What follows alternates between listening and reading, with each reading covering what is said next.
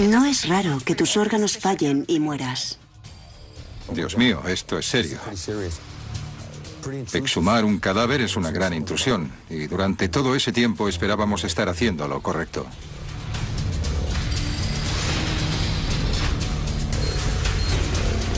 En 21 años de profesión no he conocido nunca a una persona tan fría.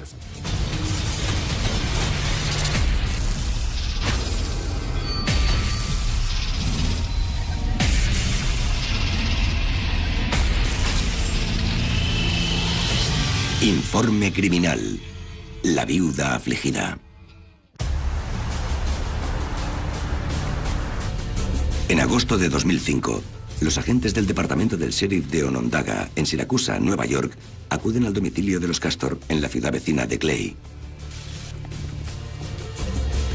Stacy Castor está preocupada por su marido, David, que el día anterior se encerró en su cuarto durante una borrachera.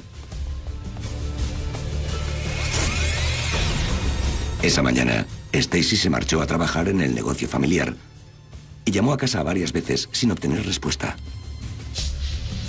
Al principio pensó que se estaría recuperando, pero a las 2 aún no ha logrado contactar con él, por lo que alarmada llama a la policía para que vaya a su casa.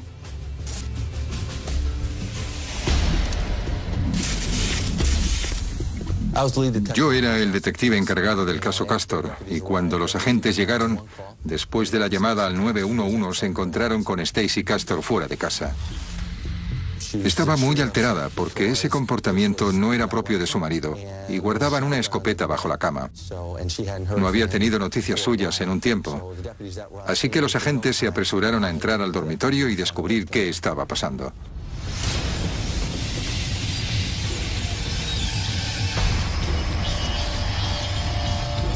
En la habitación estaba David Castor tumbado sobre la cama. Junto a ella había una mesilla de noche con 2 vasos. Uno de ellos estaba muy limpio, impoluto, medio lleno de lo que parecía anticongelante. El otro tenía algún tipo de residuo marrón en el fondo. Estaba sucio y manchado, como si hubiera bebido de él alguien que sudaba o que había vomitado.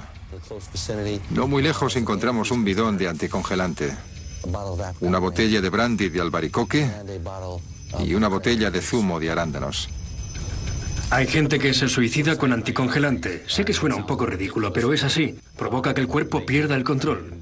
Es muy doloroso y lleva bastante tiempo. Pero puede que David Castor haya acelerado el proceso. Cerca del cadáver, los investigadores encuentran un bote vacío de calmantes marca Ambien. Parece que es un caso cerrado. ¿O no lo es? Para nosotros es cuestión de rutina responder a los avisos de muerte no natural, como los suicidios, y recoger todas las pruebas posibles cuando llegamos. Hablamos con cualquier testigo que pueda ayudarnos a descubrir qué es lo que ha ocurrido.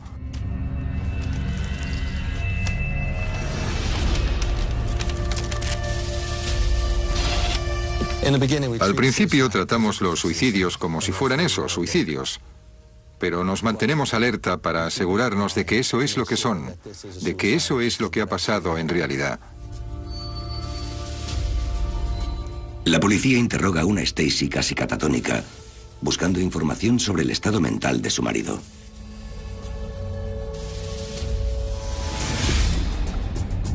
David Castor poseía su propia compañía de calefacción y ventilación, pero el negocio tenía deudas y el estrés estaba empezando a pasarle factura. Y entonces, para mayor desgracia, el padre de David murió. El padre de David, Philip Castor, vino para ayudarle a recobrarse de sus incipientes pérdidas. El padre de David falleció un mes antes de que él muriera. Según Stacy, David había estado deprimido y actuando de manera extraña durante semanas, y en los últimos días había estado malhumorado como nunca.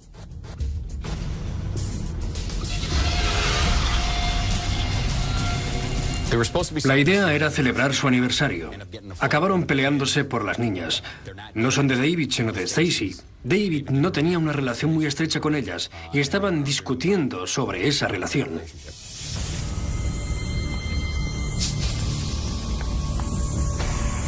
Las hijas de Stacy, Bree, de 18, y Ashley, de 20, no se llevaban bien con su padrastro. Ni él se llevaba bien con ellas. Al parecer, la animosidad era mutua. Parece que había cierta tensión en la casa. David no tenía ninguna relación con Ashley y Bree. A ellas les costaba aceptar a David. Y a David también le costaba aceptarlas a ellas.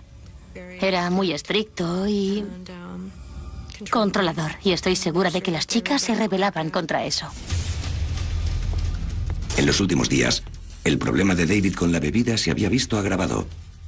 Así que Stacy llamó a un amigo de la familia para que fuera a ayudarles. La policía visita al amigo, Michael Coleman, para preguntarle cuáles fueron sus impresiones en casa de los Castor.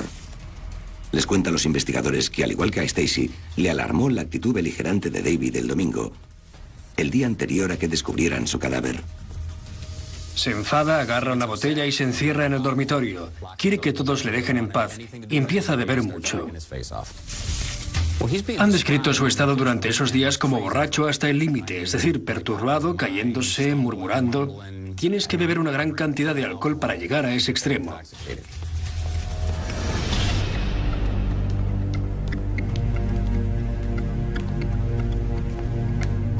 Dado el estado de David, Stacy y sus hijas aceptan el ofrecimiento de una amiga de quedarse con ella esa noche. Creen que no es seguro permanecer en casa. Todo apunta a que David no logró ahogar sus penas en la bebida. Y decidió acabar con todo usando anticongelante y calmantes. Pero los resultados de las pruebas revelan una historia muy distinta. Cuando recibimos los resultados preliminares de la autopsia, nos encontramos con que David no tenía una gota de alcohol en el cuerpo y tampoco tenía Ambien. Los investigadores están desconcertados. No podíamos entender cómo alguien que había estado bebiendo tanto todo el fin de semana no tenía restos de alcohol en el cuerpo.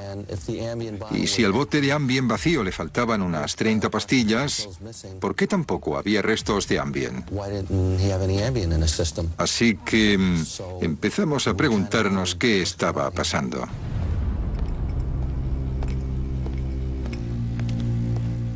Es la primera de las muchas dudas a las que se enfrentan los detectives mientras resuelven uno de los casos más extraños de sus carreras. Es hora de tratar de desentrañar los misterios de esta muerte. Entre las pruebas que recogimos en la casa, buscamos en el cubo de la basura de la cocina. No había nada de particular.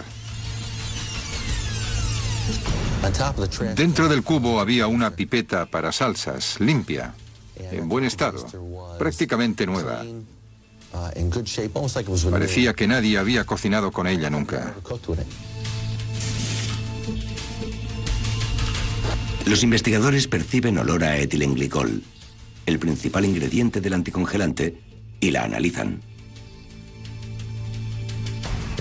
El examen reveló la presencia de ADN de David Castor en la punta de la pipeta, así como de una sustancia llamada etilenglicol, un ingrediente común del anticongelante, pero no había ni una huella dactilar.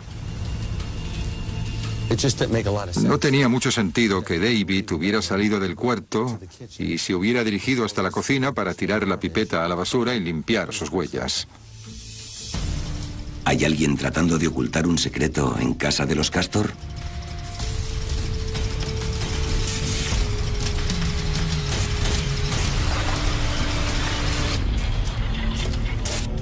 En Clay, Nueva York, David Castor ha sido hallado muerto, al parecer tras suicidarse, después de un agitado fin de semana con su mujer y sus hijastras.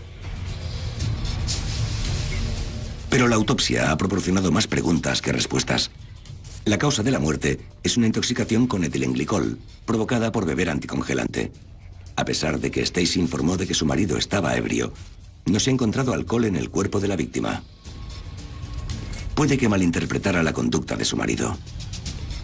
Cuando alguien ingiere etilenglicol, lo absorbe muy rápido, en 1 o 2 horas, y puede actuar como si estuviera borracho y llevara rato bebiendo.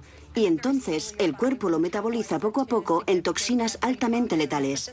Pero ocurre de manera muy pausada. Es como una lenta espiral descendente. Al paciente le puede llevar hasta un par de días alcanzar ese estado. Los investigadores están perplejos por el descubrimiento de una pipeta para salsas empapada en anticongelante dentro de la basura. Tiene el ADN de David en la punta, pero ni rastro de huellas dactilares. El capitán sugirió que a lo mejor David se había llevado el anticongelante a la boca con la pipeta, pero a mí me pareció que eso no tenía sentido. ¿Estás tan desesperado que vas a matarte bebiendo anticongelante y te preocupas por cómo vas a tomártelo? Los investigadores tienen aún varias preguntas importantes sin responder. Pero con el paso de los días, las altas esferas de la oficina del sheriff presionan para zanjar el asunto.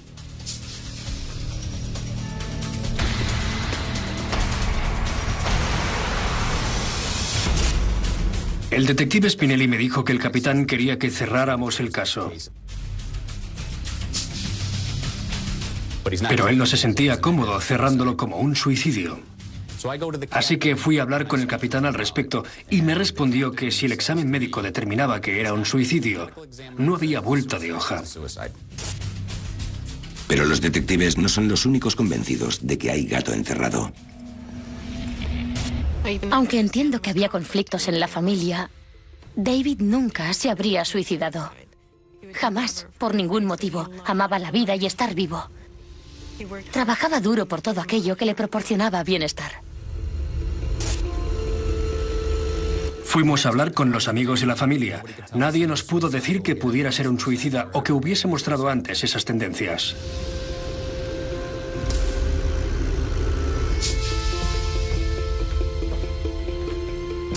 Si David Castor no se envenenó a propósito, ¿cómo llegó el anticongelante a su cuerpo? ¿Y quién es el responsable?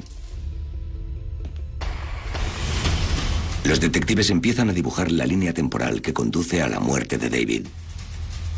Tuvo que ingerir el anticongelante viernes al principio del fin de semana. Es una muerte lenta y horrible. Tarda en matarte. Así que no pudo ser el domingo o el lunes. Tuvo que ocurrir al principio del fin de semana. Aquí es donde está la pipeta. Si vas a matar a alguien con el anticongelante y no se lo bebe por sí solo, esperas a que esté fuera de combate y entonces le metes el líquido en la boca con la pipeta para salsas.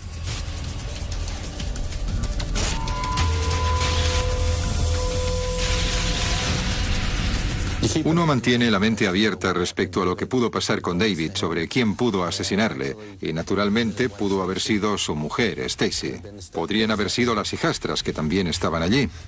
Te fijas en quién tenía acceso a David, quién estaba más cerca de él y quién estuvo con él durante todo ese tiempo. La policía investiga al círculo íntimo de amigos y familiares para descubrir a quién le beneficiaría más su muerte. Comienzan con una visita a su exmujer y su hijo. Cuando David y yo estábamos casados, los dos queríamos que todo por lo que habíamos trabajado tanto fuera para nuestro hijo David Jr. Para asegurarnos de que así sería, David acudió a un abogado y redactó un testamento. Estaba firmado ante notario, de manera muy profesional. Aunque en el pasado estaban muy unidos, la policía descubre que la relación entre padre e hijo se ha enfriado en los últimos años.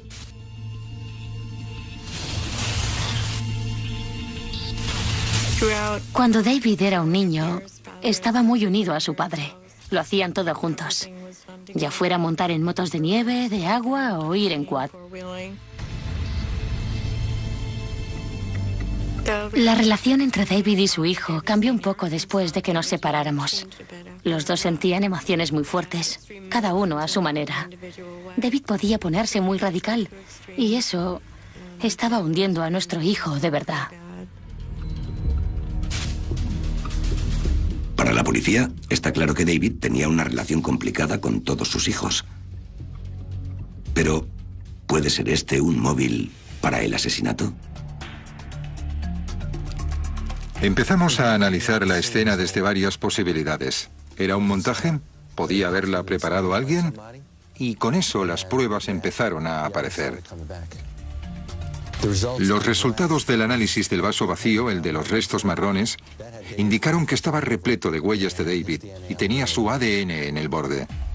El vaso con el anticongelante también contiene el ADN de David en el borde, pero extrañamente, sus huellas no aparecen por ningún sitio. Si bebió anticongelante de ese vaso y por eso murió, ¿por qué no aparece una sola huella dactilar?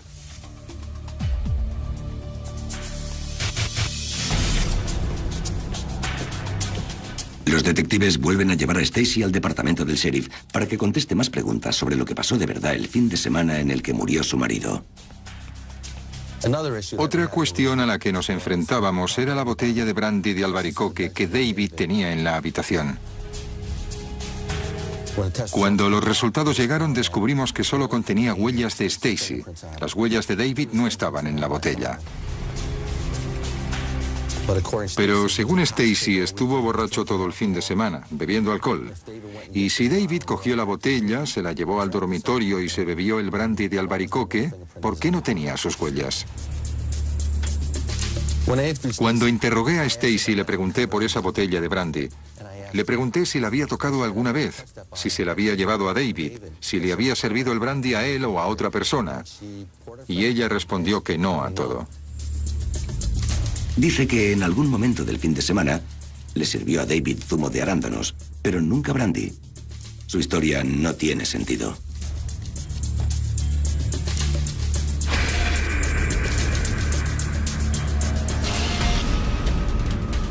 El forense había identificado el suicidio como causa de la muerte, pero ya no estábamos tan seguros de lo que había pasado. Cuando nos encontramos con estos resultados y aparecieron más y más pruebas, decidimos que no se trataba de un suicidio, sino de un homicidio. El forense lo había declarado un suicidio, pero nosotros pensábamos que se trataba de un homicidio. Así que organizamos una reunión con todo el mundo para convencerlos de nuestra idea del homicidio. Los detectives presentan sus recelos y nuevos descubrimientos al forense, el doctor Stopaker. Hablamos con él acerca de la posibilidad de que fuera un homicidio.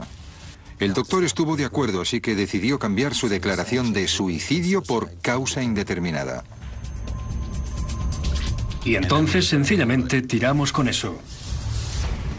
Cuando los investigadores empiezan a profundizar en el pasado de Stacy Castor, les llama la atención su antigua vida como esposa de Michael Wallace.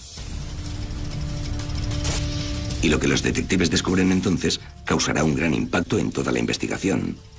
Resulta que la viuda ya se había quedado viuda antes.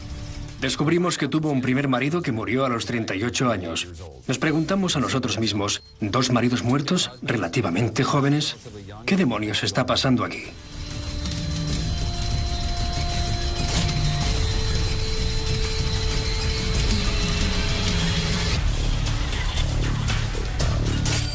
En Clay, Nueva York, la investigación del falso suicidio de David Castor da un giro inesperado cuando la policía descubre que el primer marido de Stacy, Michael, también murió en extrañas circunstancias. A todas luces, los Wallace eran un matrimonio feliz. No tenían mucho dinero, pero rebosaban amor y parecían muy felices, por lo menos hasta diciembre de 1999, cuando todo empezó a desmoronarse.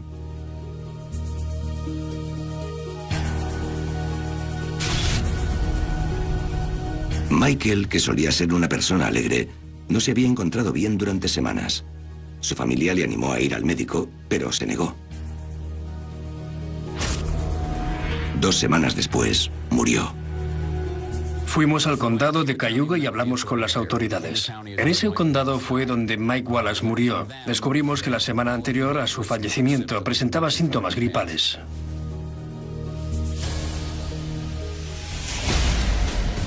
Se cree que la causa de la muerte es un ataque al corazón. La hermana de Mike, que quiere saber cómo un hombre de 38 años, sano y activo, ha podido morir así, le ruega a Stacy que autorice una autopsia. Pero ella se niega. Y sus motivos son desconcertantes. Stacy dijo que no quería una autopsia porque Mike era drogadicto y tenía el corazón débil y mala salud. Y que no le sorprendía nada que hubiera fallecido. Cuantos más detalles de la muerte de Wallace salen a la luz, más segura está la policía de que tiene entre sus manos a una viuda negra. Llega la hora de apretarle las tuercas a Stacey Castor. Los investigadores pinchan los teléfonos de la familia e interrogan a docenas de amigos y conocidos. Lo que queríamos hacer era mover el asunto, así que empezamos a hablar con sus conocidos. Al final, es normal que algunos se vayan de la lengua, y nosotros queríamos saber qué era lo que le llegaba a Stacey entonces, qué iba a decir ella. Otra cosa que hicimos fue solicitar los registros telefónicos del móvil de Stacey y el de su casa. Queríamos comprobar cuántas veces llamó de verdad a David para ver si estaba bien, ya que dijo que se preocupaba por él y quería ver cómo estaba. A pesar de que Stacey declaró que había llamado a David varias veces esa mañana, los registros solicitados por la policía revelan que solo lo hizo una vez, 30 minutos antes de llamar al 911.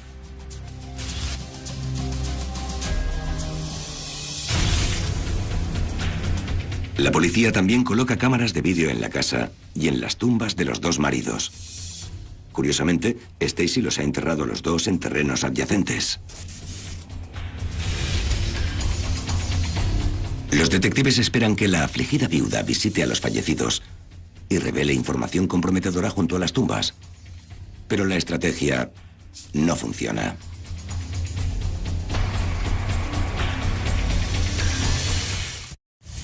Ahora toca descubrir si Michael Wallace tiene algo que añadir.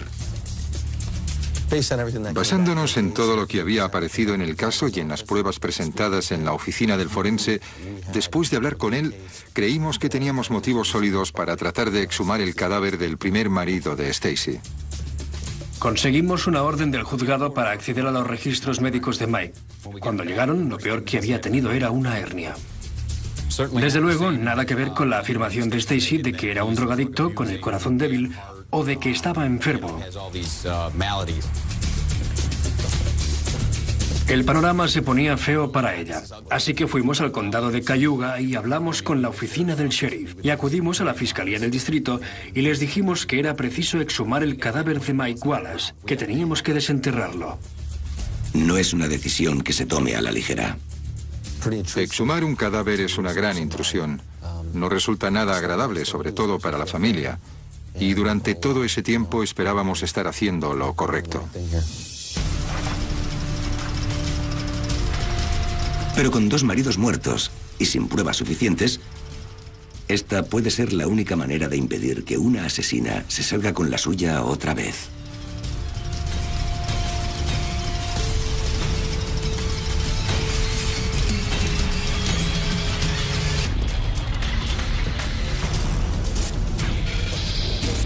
Los detectives de Clay, Nueva York, intentan desentrañar un extraño y mortal misterio. Las sospechas de que Stacey ha asesinado a su segundo marido con una dosis letal de anticongelante lleva a los detectives a pedir la exhumación del primer marido para averiguar qué lo mató a él. Han pasado 7 años desde que Michael Wallace muriera de un extraño ataque al corazón, tras 2 semanas de gripe. Recibí una llamada del médico de la oficina del forense. Me dijo que no me lo iba a creer, que el cuerpo de Mike Wallace estaba lleno de cristalizaciones. Y entonces entendí lo que quería decir. El ingrediente principal del anticongelante es el etilenglicol. Eso es lo que provoca el daño y te mata. Ahora teníamos 2 personas muertas por envenenamiento con etilenglicol, mejor dicho, con anticongelante. Y yo soy de los que cree que un rayo no cae 2 veces en el mismo sitio. Cuando los resultados demostraron que el primer marido había muerto envenenado con anticongelante, después de saber que el segundo también, nos preguntamos qué posibilidades había de que 2 tipos casados con la misma mujer se quitaran la vida los 2 con anticongelante. Habíamos dado en el clavo. Ahora toca interrogar a una potencial testigo de gran importancia. La hija de Stacey, Ashley, que estudia durante la semana en una universidad cercana. 2 de nuestros detectives interrogaron a Ashley en la universidad en la que estudiaba. El propósito era hablar con ella sobre la exhumación de los restos de su padre y sobre el interrogatorio que se le hizo a su madre. Nos encontramos con poca cooperación por su parte, ni siquiera quería verles. Estaba muy enfadada por el hecho de que creyéramos que su madre podía haber cometido esos crímenes y que la buscáramos por eso.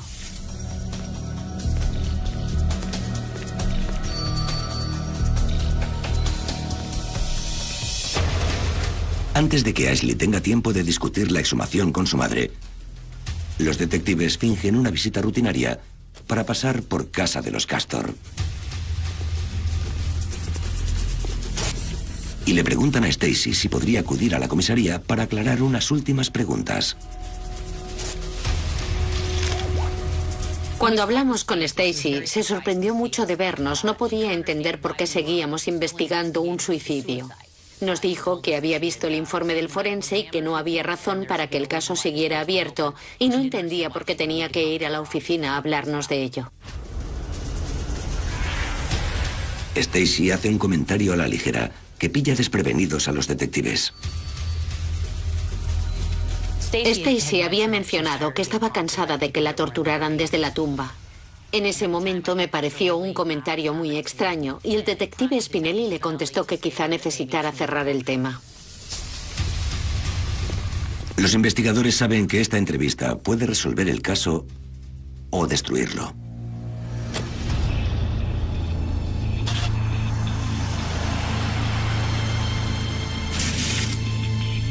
En comisaría, los agentes siguen el interrogatorio por una pantalla en otra habitación, mientras el detective Spinelli lo dirige.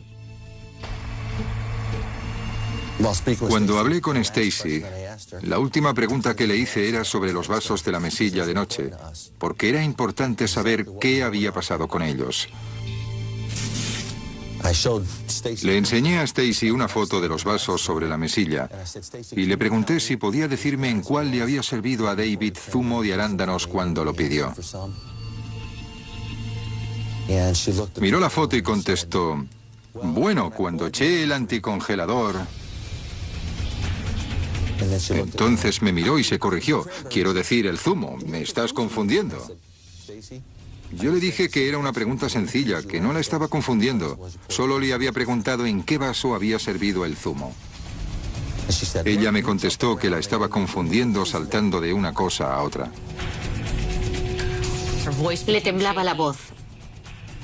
Estaba como un ciervo en medio de la carretera, y cuando el detective Spinelli trató de preguntarle más cosas, dijo que ya no iba a decir nada más. Estábamos ahí sentados oyéndola y no podíamos creerlo. ¿Había dicho anticongelador? Eso es un lapsus freudiano. Si no has matado a alguien con anticongelante, no hay motivo para que se te ocurra siquiera pensar en eso.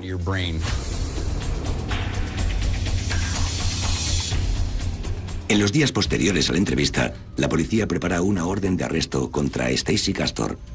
Pero antes de que puedan detenerla, reciben una sorprendente llamada que va a poner el caso patas arriba. Uno de los detectives me llamó y me dijo que no iba a creérmelo, que había un aviso de suicidio de la casa de los Castor. Al parecer, una de las hijas había tratado de suicidarse. Pensé que era una broma, que me estaba tomando el pelo. Pero no era ninguna broma. Tuvieron que trasladar a Ashley al hospital. Solo decía incoherencias y no le pudo contar a nadie qué había tomado. Su ritmo cardíaco estaba por las nubes. Intentaron descubrir qué sustancia era para poder tratarla, pero todo eran suposiciones.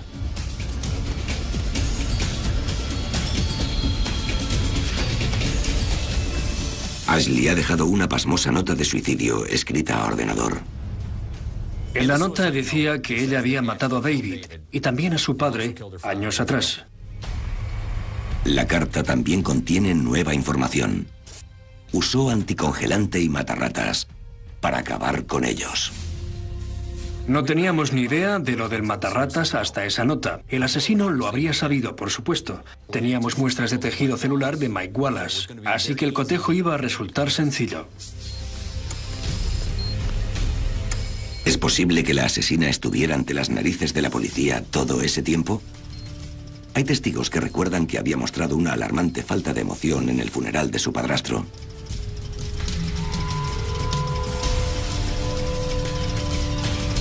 Si Ashley sale de esta, tendrá mucho que explicar. ¿Es realmente esta joven una sádica envenenadora? ¿O hay más de lo que parece a simple vista? En Clay, Nueva York, Bree Wallace ha descubierto a su hermana mayor, Ashley, al borde de la muerte mientras estaba en casa pasando el fin de semana. A su lado hay una nota de suicidio en la que se responsabiliza de los asesinatos de su padre y su padrastro. Mientras Ashley estuvo inconsciente, yo estuve junto a ella todo el tiempo.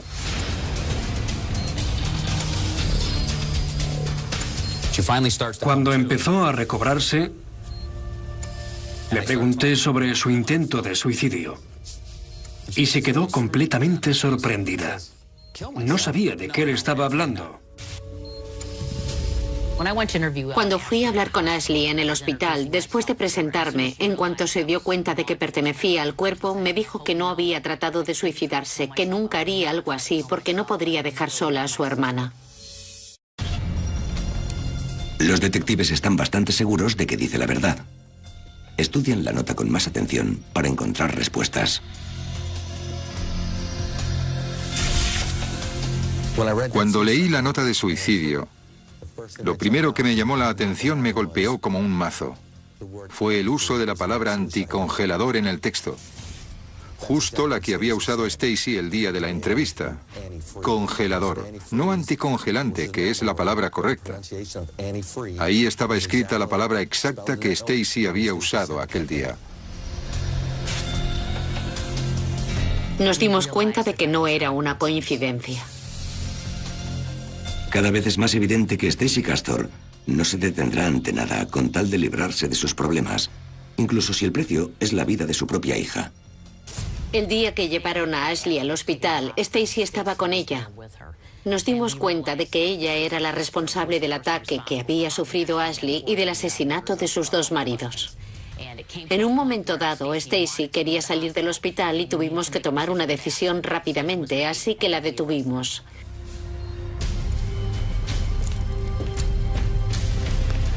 No podíamos darle otra oportunidad de hacer daño a Ashley ni a nadie más.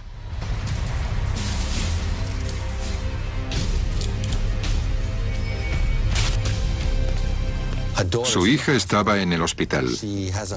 Tenía un primer marido muerto, un segundo marido muerto, y allí estaba ella, siendo acusada de asesinato sin inmutarse. No parecía importarle. Jamás, ni en 1.000.000 de años, se me habría ocurrido que intentaría hacerle daño a su propia hija. Ashley estuvo muy mal, tanto que podría haber muerto. No lo podía creer, era increíble. ¿Cómo puede una madre hacer algo así? Cuando hablé con Ashley, le dije que estábamos allí para ayudarla. Mientras hablábamos, cayó en la cuenta de que su madre, su propia madre, había tratado de matarla. Y según íbamos hablando, se dio cuenta también de que no solo había intentado matarla a ella, sino que había asesinado a su padre y a su padrastro. Cuando arrestamos a Stacy por el intento de asesinato de Ashley, estaba saliendo de la celda. Y le dije, Stacy, no hemos hablado desde entonces, pero tengo una pregunta. ¿Cómo decides ser Dios y determinas qué hija tiene que morir? ¿Cuál tienes que sacrificar? Y ella volvió la cara y le pidió al otro detective que la sacara de allí. Según Ashley, Stacy le había ofrecido un cóctel el viernes para celebrar su 21 cumpleaños. Le dijo que con la presión de la policía era posible que no fuera a estar por allí en mucho tiempo y que quería que aprovecharan el que tenían.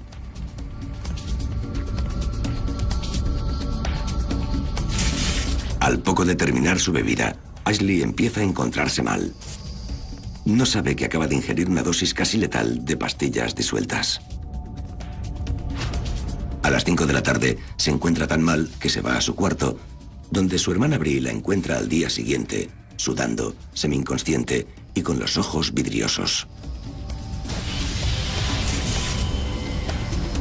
Con Stacy Castor en prisión preventiva, los investigadores tratan de levantar contra ella la acusación más sólida posible. Se han producido grandes avances científicos en los laboratorios policiales de este país. Si cometes un error durante un crimen, te vamos a encontrar. En la nota de suicidio no solo decía que había tratado de matar a Mike Wallace con anticongelador, sino que también lo intentó con matarratas. Poco después recibimos otra llamada. Sí que había matarratas en el cuerpo de Michael. La persona que había escrito la nota era la asesina de Michael Wallace y David Castor, sin ninguna duda. Los técnicos extraen un único juego de huellas dactilares de la nota que coinciden con las de Stacy Castor.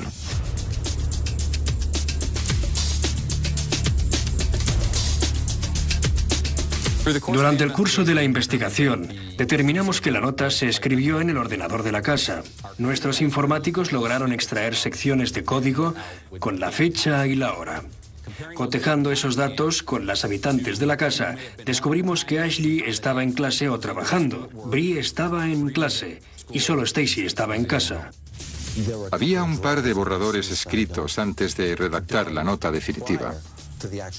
Borradores que habían sido eliminados.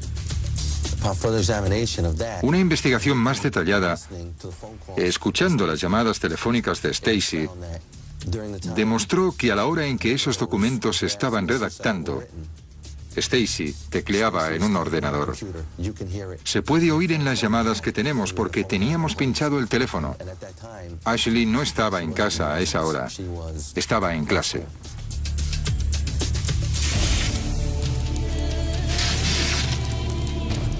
Fría, calculadora y egoísta. Stacy Castor es una clase de monstruo a la que los investigadores no se habían enfrentado nunca. Es increíble que una madre llegue al extremo de usar a su hijo como cabeza de turco. La policía aún se pregunta qué llevó a Stacy a envenenar a su propia familia. Creo que mató a sus maridos porque estaba harta y no tenía otra manera de deshacerse de ellos. En 21 años de profesión nunca he conocido a una persona tan fría. Pero la primera mujer de David piensa que la respuesta es más sencilla: codicia. Cuando me dijeron que David y Stacy se habían casado, me dije que ahí no había amor. Pensé que solo quería sus propiedades. El negocio, la casa, lo quería todo. Efectivamente, en su testamento, David lega todas sus posesiones a Stacy y no le deja nada a su hijo. Cuando David Jr. recibió una copia del testamento, que supuestamente había escrito su padre, yo la vi. Y lo primero que dije fue que ese no era el testamento de David. David no escribiría un testamento así. Habría acudido a un abogado que lo certificara y no habría dejado fuera a su único hijo. La firma era bastante temblorosa. Parecía copiada. No era la firma de David, ni era su testamento. La exmujer de David denunció que éste le dejaba todo a Stacy en el testamento y que no le dejaba nada a su hijo, lo que nos pareció un poco raro. Cuando la arrestamos estábamos muy ocupados, así que la Fiscalía del Distrito se encargó de ese asunto e interrogó a varias personas al respecto. Y la conclusión fue que Stacy había falsificado el testamento. Se añade otro cargo a la creciente lista de crímenes por los que Stacy tendrá que responder ante los tribunales.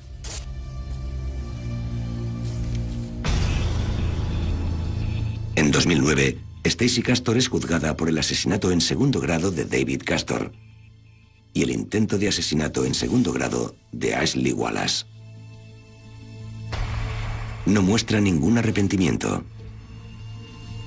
Tras nuestra investigación, con todas las pruebas en su contra, Stacy seguía defendiendo que Ashley había matado a su padre y a su padrastro e intentado suicidarse.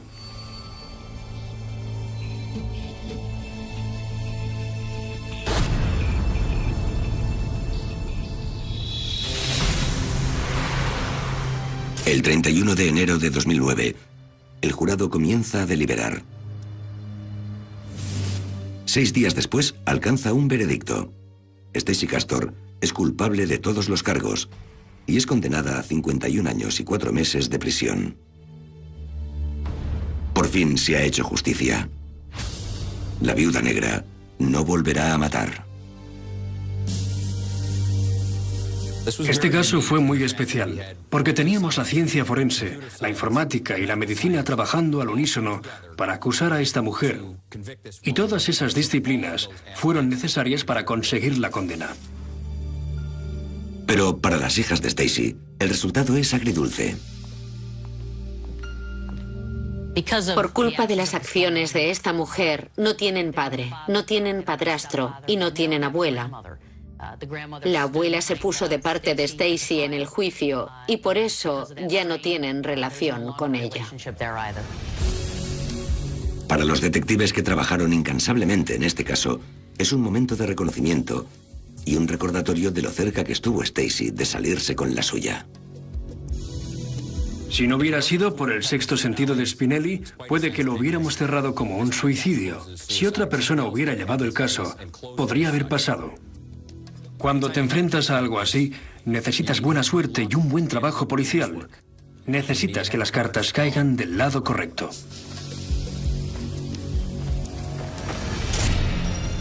El condado de Cayuga aún tiene que acusar a Stacy de los cargos de asesinato por la muerte de su primer marido, Michael. Pero familiares y amigos se consuelan con el hecho de que la asesina seguramente pasará el resto de su vida en la cárcel. Creo que Stacy Castor es uno de los seres humanos más peligrosos. Está donde debe estar.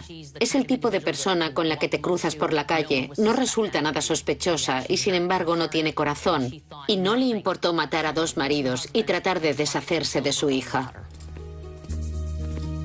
La sentencia es más que apropiada. Debería estar de por vida en la cárcel sin derecho a condicional. No deberían dejarla salir nunca. Por su parte, el hijo de David Castor está tratando de que saquen los restos de su padre del lugar donde lo enterró Stacy. David todavía no está enterrado en un lugar apropiado. Tenemos que llevarlo a un sitio donde la familia se sienta cómoda visitándolo y pueda empezar el proceso de aceptación. Stacy está donde se merece. Le robó la vida a alguien que quería vivirla al máximo. Le arrebató un padre, un hijo, un tío, a todos los que lo amaban.